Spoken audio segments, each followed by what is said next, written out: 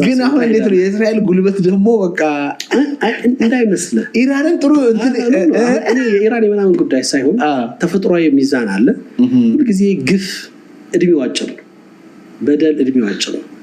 ምንም ኃይል ቢኖርህ ምንም አቅም ቢኖርህ አሜሪካን ያለምን ኃይል ይዛ ገብታ ነው አፍጋኒስታን ላይ 20 ዓመት ተሸንፋ ነው የወጣችው።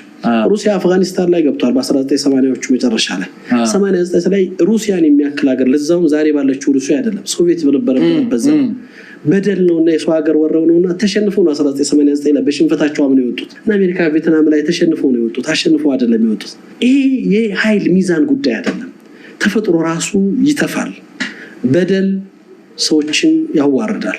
ምንም ኃይል ቢኖርህ ምንም አቅም ቢኖርህ የሄድክበትና የተከልከው መስመር ግፍና በደል እስከሆነ ድረስ ትከፍለዋለህ። እነሱ ግን የእግዚአብሔር ኃይል ከኛ ጋር አለ የሚሉት እንግዲህ እሱ እኮ ነው። አሁን እሱንም የምናይበት እንግዲህ መለያ የሆነ ነገር ይኖረናል።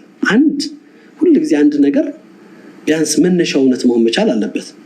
አንተ ከፖላንድ ከሆላንድ ከአውሮፓ ምድር ከሩሲያ ተሰብስበህ መጥተህ ከኢትዮጵያ ፈላሻ ነኝ ብለህ ኢትዮጵያዊ ሆነ ሰው ሀገር ላይ ሄደህ አንተ ባላገሬው ግን የተሳነሱ ሀገራቸው የት ነበር? እስራኤል ቆይታሉ። እሱ እኮ አሁን እስራኤል ላይ ክርስቲያን የሚባሉት እስራኤሎች ወይም ደግሞ ትክክለኛ ይሁድን የሚሉ ሰዎች እኮ ተቋሚ ናቸው። ምድር እንዲኖረን ሀገር እንዲኖረን አልተደረግንም፣ የተረገምን ህዝቦች ነን፣ መሬት የለንም፣ ሀገር የለንም ብለው ከፍልስጤሞች ጋር እኮ ሰልፍ የሚወጡት እነዚህ ጥቁር ኮፊያ የሚያደርጉትና ረጃጅም ፀጉር ያላቸው እነዛ እኮ በጣም ተቋሚ ናቸው። ይሄ የጽዮኒዝም አስተሳሰብ እንጂ የአይሁድ እምነት አስተሳሰብ አይደለም።